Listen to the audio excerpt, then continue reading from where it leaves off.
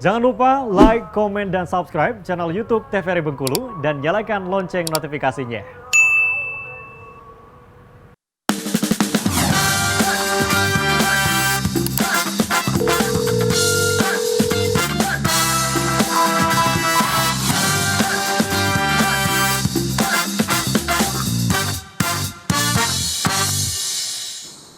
Pemirsa, terima kasih Anda masih bersama kami dalam Dokter Kito, Bersama Kita Sehat. Dengan tema kita hari ini membahas berkaitan dengan asma. Masih bersama dengan kita Dr. Sela dan juga Bang Agung. Nah pemirsa, kita akan lanjutkan lagi mendengarkan materi dari Bang Agung. Silakan Bang. Baik. Tadi yang kita bahas terakhir ya, poin yang sebelumnya adalah faktor cuaca. Oke, selanjutnya jangan sampai seseorang tersebut yang penderita asma ini kelelahan ya atau capek gitu ya kan. Jadi kalau memang orang udah didiagnosa tadi penyakit asma, pada dasarnya memang nggak boleh bekerjanya terlalu berat ya, jadi yang ringan aja gitu. Apalagi dengan gejala yang asma yang sedang atau berat ya. Jadi memang aktivitasnya memang harus dikurangi, tapi jangan sampai penderita tersebut tidak melakukan aktivitas. Tetap yang bedanya ini aktivitasnya jangan yang berat gitu. Berarti harus tetap dikontrol ya Bang ya? Iya betul. Akan kesehatan dirinya juga dijaga. Betul. Oke, selanjutnya ini poin selanjutnya ya, psikologis atau stres sakit flu. Nah ini jangan terlalu dipikirkan gitu ya kan. Kalau memang kita sakit tetap harus berobat langsung ke dokter gitu. Jadi jangan jadi pikiran gitu. Ini harus udahlah kita penderita asma terus ada sakit yang lainnya kita nggak mau berobat. Jangan. Jadi jangan sampai stres. Oke, selanjutnya makanan atau minuman tertentu. Nah ini sudah disampaikan tadi oleh Dokter Sela sebelumnya bahwasanya faktor pencetusnya itu adalah protein hewani tadi yang protein tinggi. Ini salah satunya ini ikan laut, udang, kedelai, telur, susu, minuman atau yang bersoda gitu. Tapi dengan porsi jangan terlalu banyak. Jangan sampai juga kita nggak makan ini karena pada dasarnya kebutuhan dalam tubuh kita harus terpenuhi dengan gizi yang seimbang ya, dengan jangan sampai saja dengan porsi yang terlalu banyak. Kalau memang udah terlalu banyak bisa faktor pemicunya bisa terkena penyakit asma tadi, bisa kambuh. Oke, selanjutnya juga obat-obatan tertentu yang menyebabkan faktor pemicu dari asma tadi. Salah satunya aspirin, antibiotik atau steroid. Oke, ini faktor pemicunya. Boleh lanjut ke slide selanjutnya. Oke, udah ini lanjutnya. Pengobatan udah, lanjut lagi. Nah, pencegahan. Oke, pencegahan asma ya. Ini ada 12 langkah. Yang pertama ini adalah berhenti merokok. Nah, ingat. Jadi kalau memang seseorang udah didiagnosa dokter penyakit asma, jangan sampai penderita tersebut merokok kembali gitu ya. Jangan sampai penderita tersebut merokok lagi gitu. Karena dokter kalau udah memberikan pengobatan sama penderita asmanya jangan sampai merokok lagi gitu. Ini biasanya kalau memang bandelnya seseorang penderita asma ini kalau memang lagi nggak kambuh merokok lagi gitu ya kan? Biasanya kayak gini karena kebiasaan tadi merubah perilaku tadi. Akan tetapi kalau memang seseorang tersebut udah asmanya udah berat atau sedang tadi udah sampai ke dokter Sela tadi mungkin udah sadar ya kan, jangan sampai lagi iya, jadi dia tingkat kesadarannya udah tinggi ya kan, jangan sampai dengan saya merokok asmanya kambuh gitu. Jadi hindarilah merokok ya kan. Oke, yang kedua hindari paparan asap, rokok, debu dan polusi udara. Ini salah satunya juga kalau memang udah penderita asma, jadi sebisa mungkin kita hindari dengan cara kita kalau memang tidak bisa menghindari, kita harus sedia pakai masker gitu ya. Nggak mungkin kita aktivitas kita kan banyak nih ya kan, walaupun memang nggak bisa aktivitas berat penderita asmanya pasti ada namanya kegiatan keluar, misalnya lagi kerja atau keluar pasti nggak mungkin kita nggak kena debu ya kan. Betul. Ya atau polusi udara ya, jadi cara mengatasinya kita harus menggunakan pakai masker. Oke, selanjutnya ini jangan memelihara hewan seperti anjing dan kucing. Tadi udah disampaikan ya, kalau memang orang udah di penderita asma jangan sampai memelihara hewan tersebut gitu, karena faktor pemicunya tadi udah saya sampaikan tadi bahwasannya bulu dari binatang ini tadi bahwasannya ada kucing atau anjing atau hamster, binatang yang lainnya Burung bisa ya, Dok? dipelihara ya. Jadi jangan sampai lagi dipelihara di rumah gitu. Ataupun kita yang penderita asma ini kalau memang lagi main ke rumah temannya sebisa mungkin dijauhi gitu. Oke. Karena kan sekarang ini udah banyak yang pecinta hewan dari dulu ya kan sampai sekarang juga ya kan. Jadi sebisa mungkin dihindari. Oke, selanjutnya gunakan kasur dan bantal sintetis atau jika tidak ada gunakan kain penutup yang terbuat dari bahan sintetis. Nah, kalau balik lagi ini untuk yang penderita asma, kalau bisa di rumahnya jangan menggunakan kasur atau sofa atau bantal yang berbahan sintetis yang kulit. Misalnya saya contohkan yang seperti ini. Yang kita lagi duduk sofanya, Apa nih, Bang? ini salah satunya sintetis kulit. Jadi kalau memang ada debu, mungkin debunya nggak terlalu cepat masuk ataupun yang bersifat yang memang faktor pemicu timbulnya asma.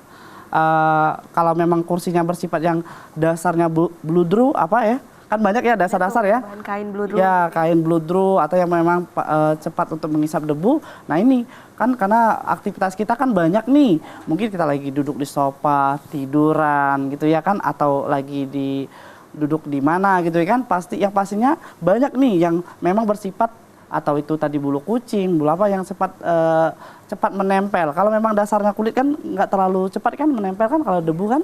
Nah jadi sebisa mungkin kita menggunakan bahan sintetis tadi untuk yang penderita asma. Oke, selanjutnya usahakan tidak memakai karpet di dalam rumah atau di kamar tidur. Nah sebenarnya mau nggak mau ya di dalam rumah itu pasti orang tuanya pemirsa TVRI pasti punya karpet ya kan, sama baik itu di ruang tamu atau di kamar tidur semuanya memang standby karpet ya, apalagi mau lebaran ya kan. Pasti ya dok, pasti ya bang ya dok. Iya, karena standby karpet ya kan. Iya. Jadi tapi kalau memang udah penderita asma sebisa mungkin jangan menggunakan karpet di dalam di kamar gitu ya kan, apalagi yang bersifat karpetnya yang cepat sifatnya debu masuk. Yang tadi udah sampai ke dokter Sela, nanti ada yang debu yang ada tungaunya gitu. Oh, debu. Ya, jadi kalau memang mau pakai karpet yang bersifat ya dasarnya plastik kulit. lagi. Ya atau plastik gitu ya kan. Tapi nggak mungkin ya kan kalau pakai plastik nanti tetap sakit juga ya kan.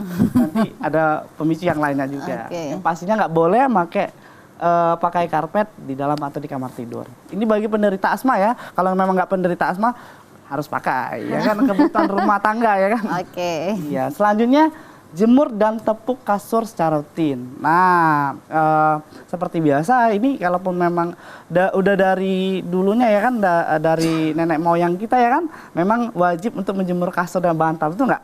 Betul, Ya kan? betul. Ya, walaupun tidak ada penyebab dari atau pemicu dari penyakit asma tadi. Memang kita harus rajin untuk menjemur kasur dan bantal, ditepuk-tepuk.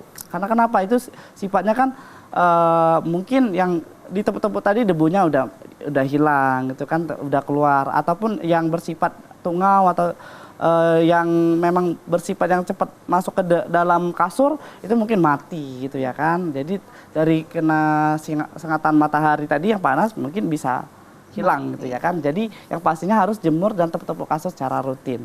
Mungkin seminggu berapa kali? 3 kali boleh gitu ya kan. Boleh kali ya kalau ada waktunya 3 kali. Apalagi seminggu. dengan faktor cuaca sekarang yang memang panas ya kan. Ya, pas banget berarti ya. Iya, pas banget ya kan. Jadi, untuk penderita asma harus rajin untuk jemur dan tepuk-tepuk kasur. Oke. Selanjutnya. Nah, gunakan masker bila menyapu lantai. Nah, ini salah satunya ya kalau memang penderita asma tadi sebisa mungkin kalau nyapu kan banyak debu nih. Ya, apalagi rumahnya nggak disapu dalam 1 hari aja. Contohnya ya, pasti debunya udah banyak. Ya, jadi harus menggunakan masker. Selanjutnya bersihkan perabotan rumah dengan lap kain yang basah. Ya, memang kalau untuk bagi ibu rumah tangga, pemirsa TVRI, kalau memang mau membersihkan lap rumah tangga yang lembab gitu biar bersih. Oke, selanjutnya menghindari pemakaian kipas angin. Terus kalau memang kita pakai kipas angin harus rajin dibersihkan. Ya, karena ini kan sifatnya kalau memang penderita asma ini kan nggak terlalu tahan dengan kondisi yang dingin. Nanti kalau memang terlalu dingin bisa kambuh asmanya. Jadi hindari pemakaian kipas angin. Ya, yang terlalu berlebih, terus harus rajin dibersihkan. Kalau nggak dibersihkan nanti debu ya kan akan menempel, lama-lama akan menggumpal juga lebih banyak. Oke, selanjutnya yang poin selanjutnya patuh dan minum menggunakan obat ini. Kalau memang udah didiagnosa dokter penyakit asma, pasti seseorang tersebut udah tahu ya kan step by step bahwasanya pengobatannya seperti apa. Tadi ada yang jangka panjang, atau ada yang jangka pendek. Jadi yang pastinya kalau memang orang tersebut udah didiagnosa penyakit asma, standby yang inhaler itu. Apalagi yang kondisinya asma sedang atau berat.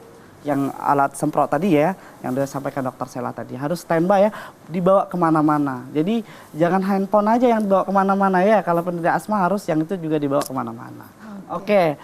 Lalu menjaga dengan gizi yang seimbang ya, harus menjaga pola makan gizi yang seimbang dengan tema isi piringku ya. Ini sering kita sampaikan ya, isi piringku. Kalau dulu 4 sehat 5 sempurna, kalau sekarang isi piringku. Jadi kebutuhan makanan harus terpenuhi ya, dengan 4 kategori. Harus ada karbohidratnya, lauk pauknya, harus ada buah dan sayur. Oke, yang terakhir olahraga teratur. Nah, balik lagi kita memang harus rajin melakukan aktivitas fisik ya, minimal 30 menit dalam sehari. Kalau memang seseorang penderita asma, jadi olahraganya jangan terlalu berat, yang ringan aja. Yang pastinya harus olahraga setiap hari. Oke. Baik, terima kasih Ini Bang pencegahannya. Agung Oke. sudah menjelaskan nih pencegahan asma nih ya, baik Iya, untuk betul. semua yang belum kena asma juga bisa ya. Ya, jangan sampai seseorang yang belum terkena asma jangan sampai kena asma ya kan, karena pada dasarnya lebih baik mencegah daripada mengobati. Baik, terima kasih Bang Agung. Dokter Sela juga terima kasih banyak sudah menjelaskan mulai dari awal ya apa itu asma, kemudian prosesnya dan penyebabnya hingga pengobatan, dan juga Bang Agung terima kasih banyak sudah memberitahu pengobatan dan juga pencegahannya. Semoga kita semua yang ada di sini dan juga pemirsa di rumah dihindari dari penyakit asma ini, dan jika pun yang sudah ada asma semoga tetap selalu stabil ya, tetap selalu sehat. Pemirsa, dokter terima kasih, Bang terima kasih, pemirsa terima kasih juga. Akhirnya saya Julia Hartanti mewakili seluruh kerabat kerja yang bertugas pamit undur diri. Terima kasih atas perhatian Anda. Wassalamualaikum warahmatullahi wabarakatuh dan sampai jumpa.